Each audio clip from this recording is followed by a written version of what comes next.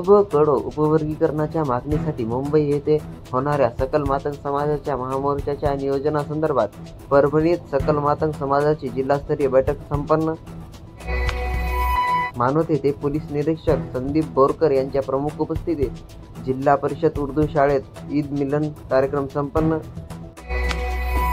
महावितरणचा सेलू विभाग नव्याने कार्यान्वित.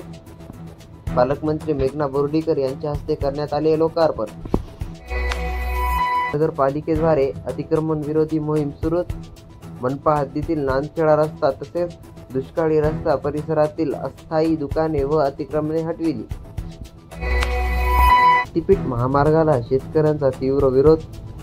महामार्ग रद्द करण्याची स्वाभिमानी शेतकरी संघटनेचे अध्यक्ष माजी खासदार राजू शेट्टी यांची मागणी. पूर्णा कृषी उत्पन्न बाजार समिती येथे नामदार पालकमंत्री मेघना बोर्डीकर यांच्या वाढदिवसानिमित्त हमाल व मजूर यांना उन्हापासून संरक्षण होण्यासाठी मोफत दस्तीचे वाटप.